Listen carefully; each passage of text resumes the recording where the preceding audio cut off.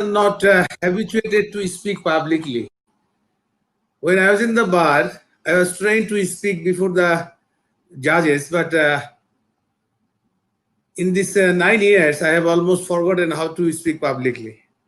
Nevertheless, I'm here to say something.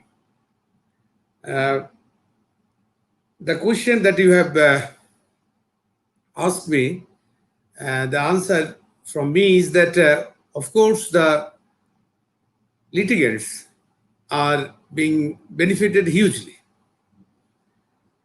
But the system was introduced suddenly, abruptly. That is why the new lawyers, the young lawyers, particularly the lawyers who are not trained in using this IT device, they were coming up with sort of objections and they were not happy with this system.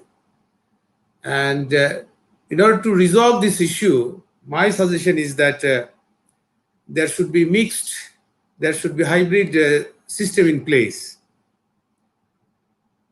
If a judge sitting in the room, that is sitting in the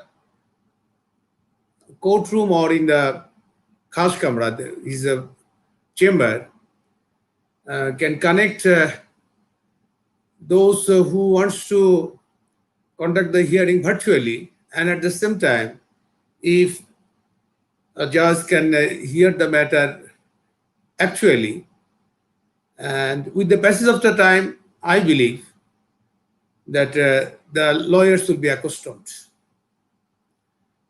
So the benefit should go both to the lawyers and the litigants. Your question is only for the litigants, but I would say that the lawyers also should be benefited.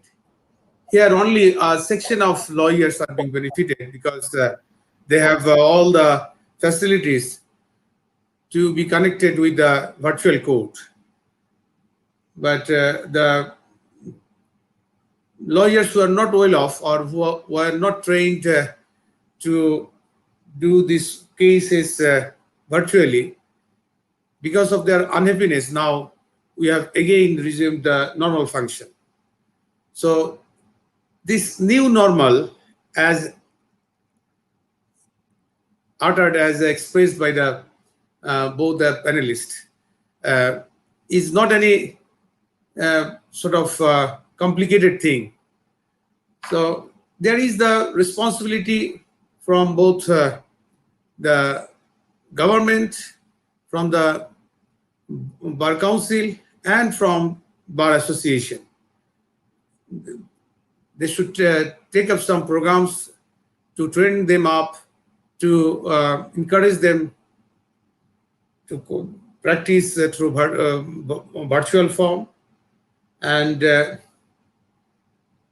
beginning should be by this way, that the courts which are now conducting their cases in actual form, that is physically, if these courts at the same time conduct their hearing also in virtually, then the lawyers who will be sitting in the courtroom will have the opportunity to observe, to watch the court's proceedings, and I believe that eventually they will be encouraged.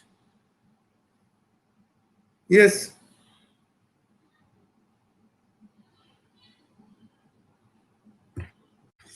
Thank you so much. Hear more from you. We would like to play a video clip that has been requested by Mr. Mustaq Ahmed Sadiq, sir, the former president of DBA. He has to say something about virtual courts and its aspects. So before we move further, we are going to have a look at his video clip. এই pandemic সিচুয়েশনের মধ্যে সরকার virtual কোর্টের উদ্ভাবন করেছেন। পত্রপত্রিকা খুললেই দেখতে পাওয়া যায় বিচার প্রার্থীদের হাহাকার। কোর্টগুলোতে লক্ষ লক্ষ মামলা ঝুলে আছে বৎসরের পর বৎসর, এর কোনো সুরাহা হচ্ছে না। এর কোনো প্রতিকার, এর কোনো উপায় আছে কিনা আমার জানা নেই। প্রতিকার করার চেষ্টা হচ্ছে। প্রত্যেক সময়ে সরকার বলতেছে এই কয়েকদিনের মধ্যে সমস্ত মামলার জট খুলতে হবে, মামলা শেষ করতে হবে। এখন ভার্চুয়াল কোর্টে কিছু কিছু মামলা হচ্ছে শুনতে পাচ্ছি। আবার যেসব মামলার আসামি জেলে আছে, মামলার আসামিদেরকে জেল থেকে এনে ভার্চুয়াল কোর্টে প্রোডাকশন করে বা সাক্ষী কিভাবে হচ্ছে তার কিন্তু সুনির্দিষ্ট কিছু এখন পর্যন্ত জনসাধারণ জানে না। তবে যেসব কেসগুলো অনেক দিন ধরে পেন্ডিং পড়ে আছে, যেগুলোর সাক্ষীর প্রয়োজন নাই, সেগুলো ভার্চুয়াল কোর্টে হতে পারে এবং ভালো হওয়া উচিত, এবং জনসাধারণের মধ্যে একটা সমস্ত এই ব্যাপারটা সবাইকে বুঝতে দেওয়া উচিত যে ভার্চুয়াল কোর্টটা কি। এবং এই কোর্টে ধরেন ইনকাম ট্যাক্স, ভ্যাট, কাস্টমস বা অন্যান্য কোম্পানি কেসগুলো ভার্চুয়াল কোর্টে হতে পারে, যার কোনো করতে হবে না, কারণ নথিপত্র দেখলেই যেটা হবে, যেটা ভার্চুয়াল কোর্টে হওয়া সম্ভব। কাজে আমি আশা করি যে এই ব্যাপারে একটা সাধারণ জনগণ যেন ভার্চুয়াল কোর্টটা কি সেটা বুঝতে পারে। তাতে একটা জিনিস হবে যে কিছু সাজেশন হয়তো আরো ভালো সাজেশন আসতে পারে যে ভার্চুয়াল কোর্টে কিভাবে কাজ করতে হয়। এবং সবচেয়ে বড় যে জিনিসটা হচ্ছে সেটা হচ্ছে বহু কেস পেন্ডিং আছে, তার সুরা হওয়া দরকার।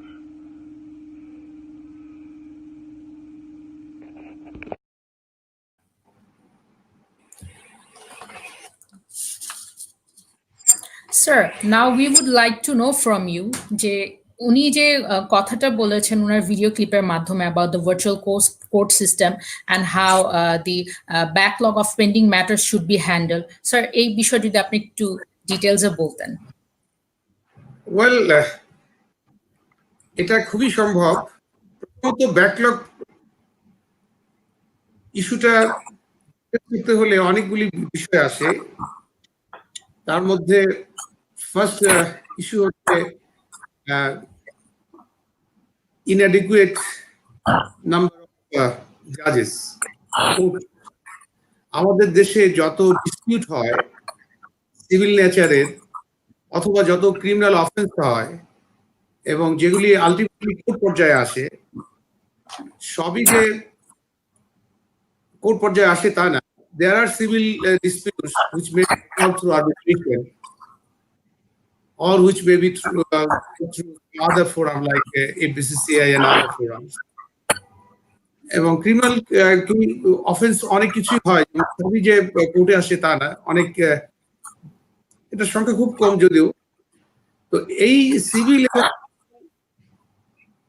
এত ডিসপিউট, এত কেস, সে তুলনায় হাইকোর্টের সংখ্যা আদালত বসে থেকে 50টি, জাজ আছেন 90, 90 to 90, মাঝে মাঝে 100 থাকেন। আর 64টা ডিস্ট্রিক্টে যে পরিমাণ জাজ, যে কোর্ট আছে, সেগুলিরও নিয়োগ সবসময় দেওয়া সম্ভব হয়। এটি একটি ইস্যু। এখন আমার দেশে যা আছে সেগুলি থেকে যদি কমাতে হয়, তো সেখানে ফার্স্ট যে ইস্যুটি আছে সেগুলি হচ্ছে আমাদের প্রসিডিউরাল ডিফেক্ট। সিভিল সিস্টেমে কোর্ট পরিচালনা করার জন্য, মামলা ডিল করার জন্য, রায় দেওয়ার জন্য আমাদের একটা আইন আছে, সিভিল প্রসিডিউর কোড। আর ক্রিমিনাল কে হ্যান্ডেল করার জন্য সাক্ষী নেওয়া থেকে শুরু করে স্টার্টিং ইনভেস্টিগেশন, প্রথম হয় তদন্ত শেষ হলে এর একটা পর্যায়ে শুরু হয় ট্রায়াল শুরু হয় চার্জ ফ্রেম দিয়ে, যে একজন অ্যাকিউজডকে জিজ্ঞেস করা হয় তোমার বিরুদ্ধে তদন্তে এসেছে যে তুমি এই অপরাধে অপরাধী। তখন থেকে শুরু হয়।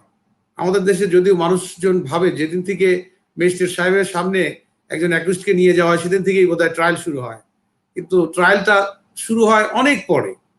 যেমন অনেক আলোচিত কেস রুনি সাগর মামলা, এখনো তার বিচারই শুরু হয়নি। মানুষ মনে করে যে এখানে বোধহয় জুডিশিয়াল বিভাগের একটা বড় ধরনের গাফলাতি আছে, কিন্তু এখানে এখন পর্যন্ত ট্রায়ালই শুরু হয়নি, কারণ ওটার কোনো ইনভেস্টিগেশনই হয়নি। ইনভেস্টিগেশন হবে, একটা রিপোর্ট আসবে কোর্টের সামনে, কোর্ট যদি তখন থেকে বলে যে আমি চার্জ ফ্রেম করতে গেলাম, তখন থেকে বিচার শুরু হয়। তো এই ক্রিমিনাল সিস্টেমে ইনভেস্টিগেশন একটা ইম্পর্টেন্ট পার্ট, একটা ফেজ, তারপরে ট্রায়াল শুরু হয়। তো ট্রায়ালে আমার মনে হয় না যে খুব বেশি সময় লাগে, যদি না প্রসিকিউশন অর্থাৎ পুলিশ এবং সরকারের কিছু এখানে ভূমিকা আছে, তারা যদি আন্তরিকভাবে দায়িত্ব পালন করে, যেটি এই ফর্মার প্রেসিডেন্ট অফ এই অ্যাসোসিয়েশনের উনি যে বললেন যে জেলখানা থেকেও সাক্ষী নেওয়া সম্ভব। যেভাবে আমরা লয়ারদের কানেক্ট করতেছি সেভাবে জেলখানায় জাস্ট আমাদের এভিডেন্স অ্যাক্টে এভিডেন্স নেওয়া সংক্রান্ত যে বিধানটা আছে, দুটো লাইন ওখানে যোগ করে দিলেই এই অবস্ট্যাকল, এই ব্যারিয়ার, এটাও আমরা ওভারকাম করতে পারি। তো এই যে আমাদের প্রসিডিউরাল যে বিষয়গুলি আছে, সেই প্রসিডিউরাল বিষয়গুলি নিয়ে এটাকে সরকারকে ভাবতে হবে। খুব দুঃখের বিষয় হচ্ছে যে সেই প্রসিডিউরাল আইনগুলি এখনো ইংরেজিতেই আছে। আমরা যদিও 50 বছর এই স্বাধীনতার কয়েকদিন পরে আমরা পালন করব, তো এখন পর্যন্ত যেগুলি এই ধরনের আইন, এই আজকে ব্রিটিশ দিয়ে গিয়েছে সিপিসি, সিভিল প্রসিডিউর কোড, অথবা সিআরপিসি, ক্রিমিনাল প্রসিডিউর কোড, এইটা এখনো বাংলায় অনুবাদ করার মতো সময় আমাদের হয়নি। কারণ এইগুলি প্রথম ব্যবহার হয় 64টা ডিস্ট্রিক্টে, সাধারণ মানুষ এটা ব্যবহার করে। বাংলায় এখন পর্যন্ত আমার রাষ্ট্র এটাকে বাংলাই করতে পারে নাই, অথচ ওখানে যে লয়াররা ওখানে প্র্যাকটিস করতেছেন, সেই লয়াররা তাদের লেখাপড়াটা ইংলিশে হয়নি। হয়তো আই ওয়াজ ফরচুনেট যে আমি ঢাকা কলেজ, ঢাকা ইউনিভার্সিটি ব্যারিস্টারি পড়েছি, আমি এত মোটামুটি ইংলিশ পারি, কিন্তু ও তো পারে না। ও যে 64টা ডিস্ট্রিক্টে যে প্র্যাকটিস করতেছে 90% লয়ার, তার সামনে যে এই দেশের যে এলিমেন্টারি ল স্ট্যাটিউট যেগুলি, ল বুক যেগুলি, CPC, civil procedure code, criminal procedure code, যদি ক্রিমিনাল মামলা হয় তাহলে পেনাল কোড আসে এবং এভিডেন্স অ্যাক্ট আসে। আমি যে কয়েকটা স্ট্যাটিউটের কথা উচ্চারণ করলাম, একটিও বাংলায় হয়নি এখন পর্যন্ত। 50 বছরে আমার রাষ্ট্র, আমার সংসদ এখন পর্যন্ত এটাকে বাংলায় করেনি। ঠিক সিভিল প্রসিডিউর কোড, সেটাও বাংলায় হয়নি। আর সিভিল নেচারের যে সমস্ত আইন আছে, এখানে আলোচনা হলো কর্পোরেট ল নিয়ে, সেই নেগোশিয়েবল ইনস্ট্রুমেন্ট অ্যাক্ট, সেইটা এখনো ইংলিশে আছে। এবং অন্য যত ধরনের আইন আছে, এই বাংলাদেশ স্বাধীন হওয়ার পরে যে আইনগুলি হয়েছে সেগুলি বাংলায় করা হচ্ছে। তো এই অনেকগুলি কারণের মধ্যে এগুলি একটি। এখানে লিগ্যাল এডুকেশন চলে আসে, যখন তাদেরকে লয়ার হিসেবে ট্রেন আপ করা হবে। এই এলএলবি যাদেরকে পড়ানো হচ্ছে, তারা eventually either they will be a lawyer or they will be a জাজ।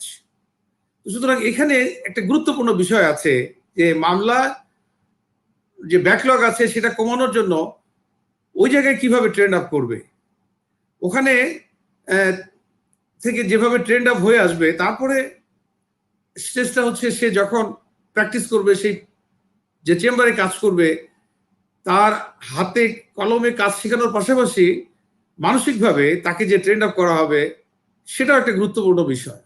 যে সে কি শুধু মামলা ডিলে করলে তারিক আফজাল সাহেবের কাছ থেকে ব্যাংকের লয়ার হিসেবে বেশি বেশি ফিস পাবে, নাকি এটা তাড়াতাড়ি করলে এটা দেশের জন্য ভালো, তার জন্য ভালো, ব্যাংকের জন্য ভালো। তো এখানে এই ব্যাংক এবং অন্যান্য যারা প্রতিষ্ঠান আছে তাদেরকে চিন্তা করতে হবে যে কি করে মামলা তাড়াতাড়ি শেষ করবে তার লয়ার, এবং তার মধ্যে এই বিষয়টা কাজ করবে না যে না তাড়াতাড়ি শেষ করলে সে তো ফাইন্যান্সিয়ালি বেনিফিটেড হবে না। সর্বশেষ কোর্টে এসে যে কাজগুলি হয়, যেখানে যখনই লয়াররা কোনো অ্যাডজর্নমেন্ট সিক করে, কোর্ট সেখানে একবার দুবার দেয়, যদিও কিছু আইনে, যেমন অর্থ ঋণ আদালত আইনে এখানে বলে দেওয়া আছে যে এরপরে যদি সে টাইম আবার সময় চায় সেক্ষেত্রে ফাইন করতে পারবে, তারপর এক্সপার্টির জন্য যেতে পারবে। তো এগুলি অন্যান্য আইনে ওইভাবে যদি নিয়ে আসে তাহলে মামলা তাড়াতাড়ি করা সম্ভব হবে। তো এই সিস্টেম যেটা চালু হয়েছে সেই সিস্টেমের মধ্যে ওই অ্যাকচুয়াল কোর্টে যেগুলি আছে এগুলি সবই সম্ভব।